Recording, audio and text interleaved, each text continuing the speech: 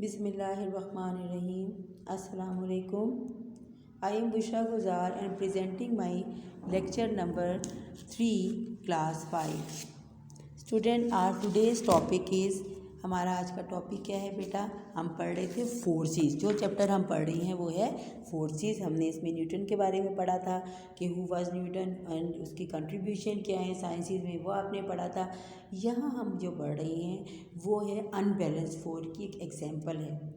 क्या है कि 2 teams are playing tug of war. Tug of war आपको पता है ना, हम लोग बड़ा सा एक वो होती है, रस्सी होती है, रोप होती है, जिसे हम दोनों साइडों से बच्चे खींच रहे होते हैं, और जिस साइड पे ज़्यादा एनर्जी वाले, ज़्यादा ताकत वाले बच्चे होते हैं वो दूसरी साइड के बच्चों को अपनी तरफ खींच लेते हैं। ये देखिए यहाँ पे हम लाइन ड्रॉ करते हैं, यहाँ पे छोटा सा वो बांध देते हैं, फ्लैग बांध देते हैं, ताकि पता चले कि किस साइड पर वो, यानी कि किस साइड पर उस रस्से को खींचा गया। अब देखिए इसमें होता क्या है बेटा, मैंने भी बताया ना, जिस साइड पर ज़्यादा फोर्स वाले बच्चे ज़्यादा फोर्स लगा सकते हैं उस साइड पर वो खींच जाती है, उस तरफ मूव कर जाती है।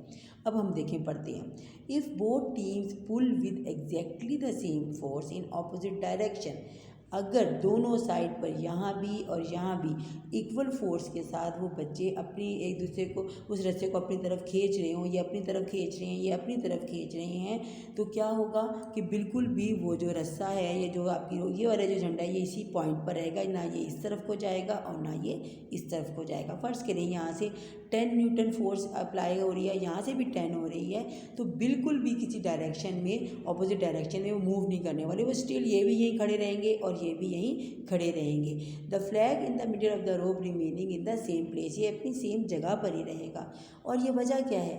This is because the forces are balance, यानी फोर्सेस बैलेंस है। जैसे हमने पढ़ा था ना कि बुक अगर टेबल पर पड़ी हुई है तो वो उस वक्त तक पड़ी रहेगी जब तक अपवर्ड फोर्स, जो ऊपर से उस पर फोर्स लग रही है, और जो नीचे से जो उसे ऑपरेट कर, जिसे एक नॉर्मल फोर्स हम कहते हैं, वो ऊपर से पड़ रही है और नीचे से फोर्स ऑफ ग्रेविटी, दोनों जब तक इक्वल रहे थे बुक अपनी जगह पर थी। सेम ऐसे ही अगर दोनों साइड से सेम फोर्सेस एक दूसरे पर एक्ट कर रही हैं और दोनों जो है सेम एनर्जी यूज़ करके अपने आप को इसमें फोर्स लगा रहे हैं, तो बिल्कुल मूव नहीं करने वाले। अगर कब मूव करेगा, अब कंडीशन देखिए।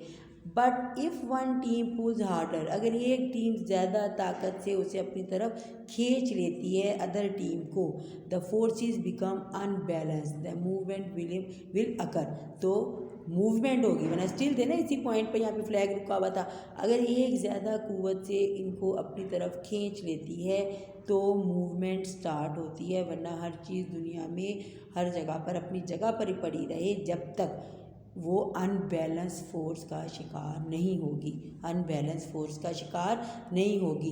एग्जाम्पल हमने क्या पढ़ी कि अगर टग ऑफ वॉर हो रही है फॉर एग्जाम्पल, और एक टीम इधर भी 3 गर्ल्स एंड बॉयज़ अटैक इसको खींच रही हैं अपनी तरफ और सेम फोर्स से खींच रही हैं, दोनों साइड पर एग्जैक्ट सेम फोर्सेस हैं, तो ये जो फ्लैग है ये अपनी जगह पर ही रहेगा अनटिल अनलेस कि वन टीम विल जो है पुल करे मोर फोर्स से। एक टीम जो है अपनी तरफ, ये वाली टीम कह रही है, ये वाली अपनी तरफ ज़्यादा फोर्स से वो खींच ले, तो दूसरी मूव, आगे को मूव करना शुरू होंगे, मूवमेंट, ये भी पीछे को मूव करना शुरू होंगे।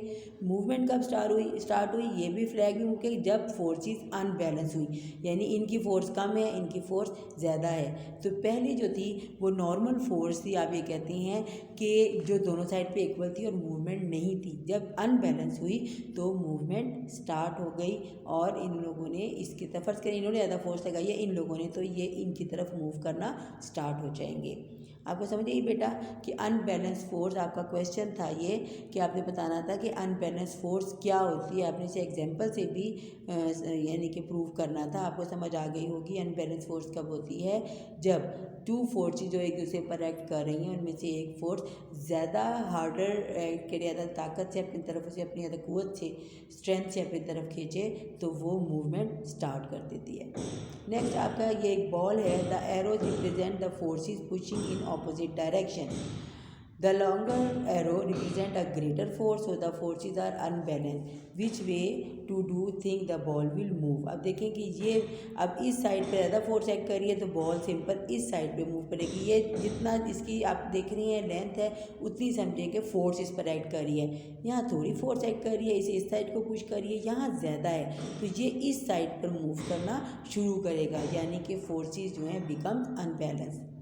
अब बेटे आपका क्वेश्चन जो है क्वेश्चन नंबर 5 है ये कि आपने बताना है कि define the following forces, give example. Bouncy, bouncy is a force that works in water. आपको पता है कि आप थ्रस्ट फोर्स होती है जिसके चीज़ें फ्लोट करती हैं वाटर पर।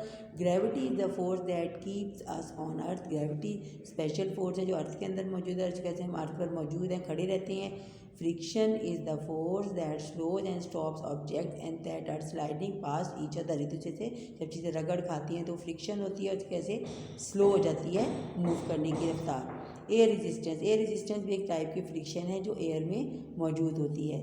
नेक्स्ट आपका क्वेश्चन है कि what happens to astronauts weight and mass when they are travelling in space.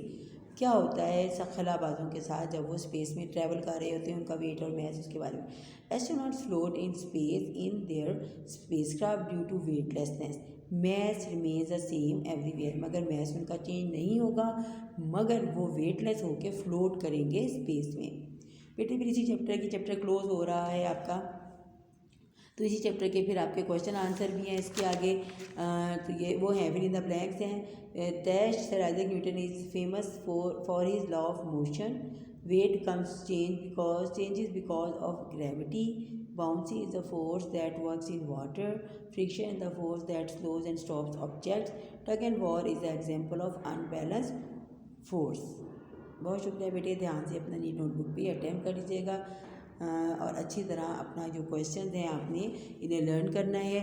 इस चैप्टर की जो बेटा आपके शुरू से आपने पढ़ा था, जितना भी आप लोगों ने इसका काम किया है कि हु वाज न्यूटन, क्या उनका काम था, खुद भी कोशिश करें कुछ चीज़ों को अपने फादर या मदर से कहें, अपनी सिस्टर से कहें, एल्डर सिस्टर से कि आपको उसको सर्च करके दें गूगल से और कोई अच्छे से इसके बारे में पढ़ें कि फोर्स असल में है क्या, बाउंसी क्या है, बड़े बड़े शिप जो हैं वो कैसे फ्लोट करते हैं वाटर के ऊपर, क्योंकि आप थ्रस्ट फोर्स है, हम ऊपर से फोर्स लगाते हैं, नीचे से हम पर फोर्स लगा रही होती है, जैसे उछाल की कुव्वत भी उर्दू में कहते हैं। ग्रेविटी एक स्पेसिफिक फोर्स है जो पूरी हमारा सोलर सिस्टम है वो एक दूसरे को अपनी तरफ अट्रैक्ट कर रहा है बिकॉज ऑफ ग्रेविटेशनल फोर्स, क्योंकि सारा मटेरियल सेम है तो अपनी तरफ एक दूसरे को अट्रैक्ट कर रहा है। और उसके बाद हमने फ्रिक्शन पढ़ा, रगड़ की कोई दो चीज़ें आपस में रगड़ खाती हैं, स्लाइड करती हैं एक दूसरे को, तो वो फ्रिक्शन प्रोड्यूस होती है जिसकी वजह से कि वो रगड़ जो है वो खैर बार नुकसान भी देती है मगर फ़ायदेमंद भी है, इसके ऐसे हम ज़मीन पर चल सकते हैं वरना स्लिप होकर गिरते रहें। एयर रेजिस्टेंस, एयर की फ्रिक्शन है, एयर पार्टिकल जो हैं चीज़ों को अपने साथ उनकी भी रगड़ लगती है। आपने देखा ना जब बड़े बड़े एस्ट्रोनॉट वो जो होते हैं मेटियर्स होती हैं, शाह साकिब जिन्हें आप कहते हैं, या वो जब हमारी अर्थ के एटमॉस्फेयर में दाखिल होती हैं तो ऐसे लगता है कि सितारा जो है वो ज़मीन पर जलता हुआ गिर रहा है, चिंगारियाँ से बनी, वो नीचे गिरते हुए रगड़ खा के एयर रेजिस्टेंस की वजह से बर्न हो जाते हैं, जल जाती हैं। तो ये बेटे तो बहुत इंटरेस्टिंग है, आपकी साइंस में इंटरेस्ट लिया करें और इसको फर्दर न्यूटन का वर्क पढ़ें आप।